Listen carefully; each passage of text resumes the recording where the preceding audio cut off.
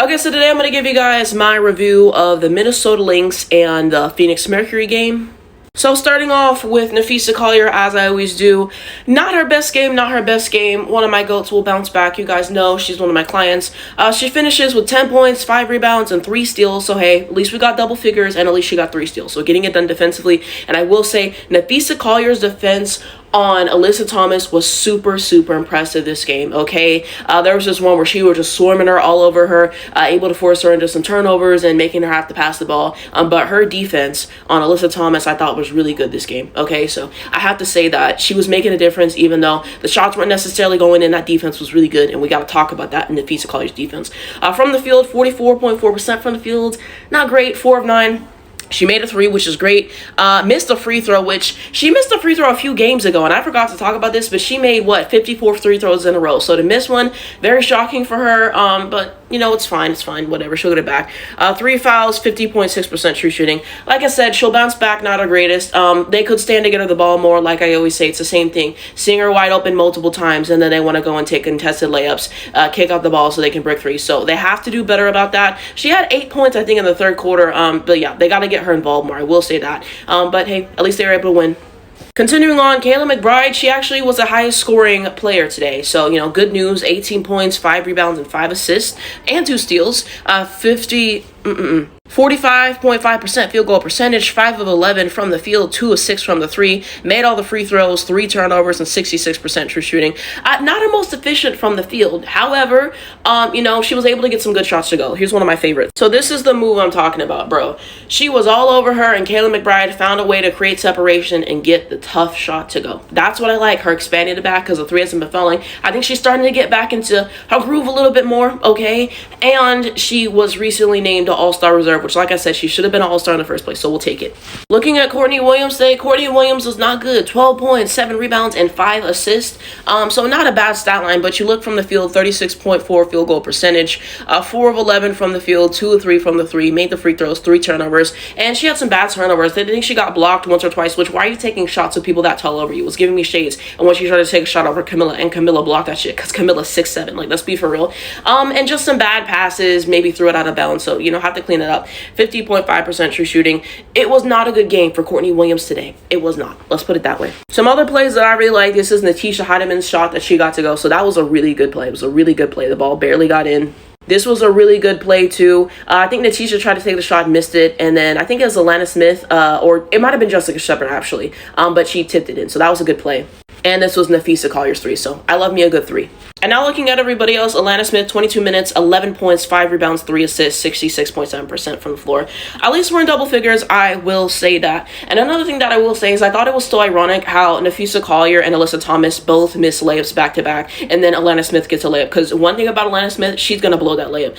So at least efficient from the field. Defensively, she's getting it done. What did they say? She has 50 blocks on the season. So like I said, I think she has a chance in that Defensive Player of the Year race. I made a video on that. You guys can check it out.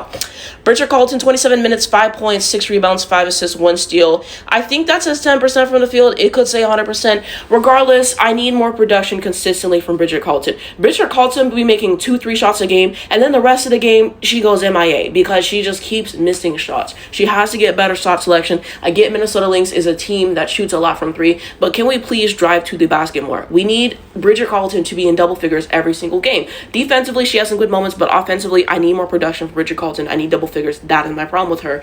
So I will say those things. Only 5 points, like child. Jessica Shepard, 17 minutes, 8 points, I think 8 rebounds. Does that say 3 assists? Not bad for her time. Continuing on, Klinikova, 15 minutes, 7 points, 5 rebounds, 0 assists, 0 steal, 2 blocks, 75% from the field. Not bad. She did have this block on Alyssa Thomas, so I like that. I thought that was a good moment. So she had some good moments. Heideman, 18 minutes, 4 points, 2 rebounds, 2 assists, 33% from the field.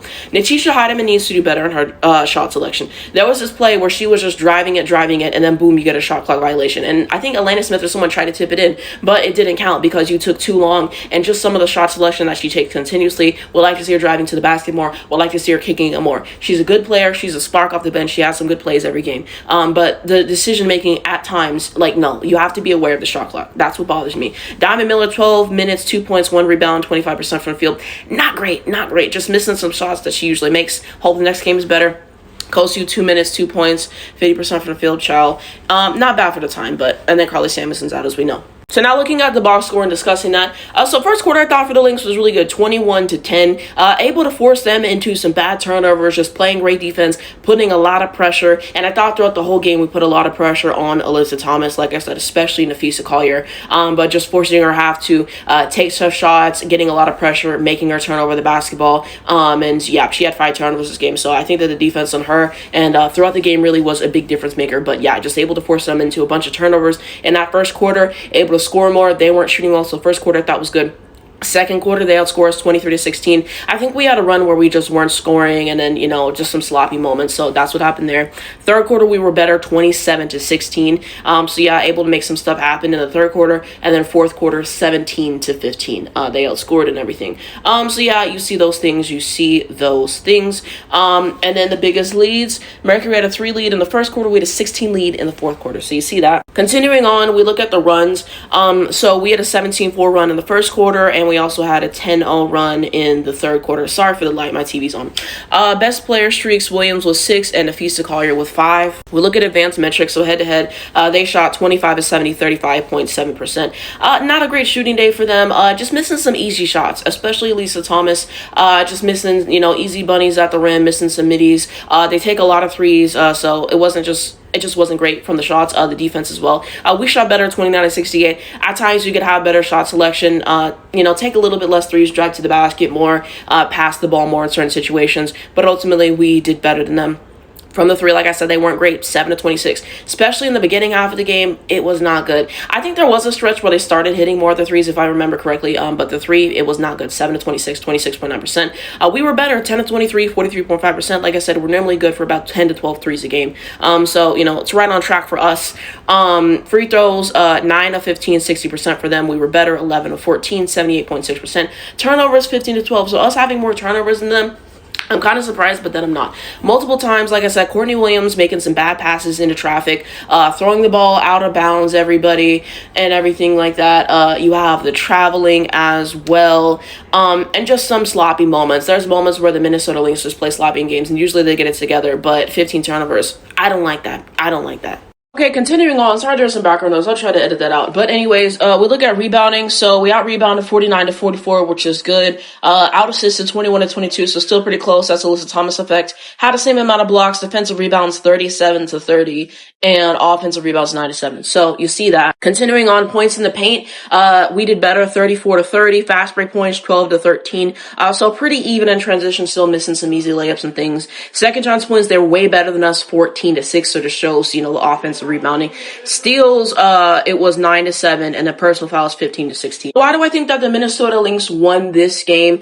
I think that we just outplayed them. I think we were able to do great defensively at limiting Alyssa Thomas and everybody else, forcing some steals, some shot clock violations, having some blocks and everything like that, just putting a lot of pressure. So I think our defense was the main thing today.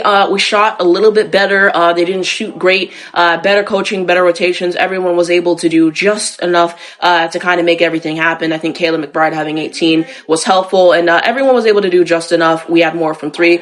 So I think overall, we just did what we need to do. Have some moments of being sloppy and turning the basketball over and some bad shot selection, and those things have to be cleaned up. Damn, it's getting loud. But overall, I think we play better. Now we continue on looking at Alyssa Thomas. This was not a good game for her. She finishes with a decent stat line, almost a double-double. 12 points, 5 rebounds, 9 assists, 31.3% field goal percentage, not great. 5 of 16 from the field.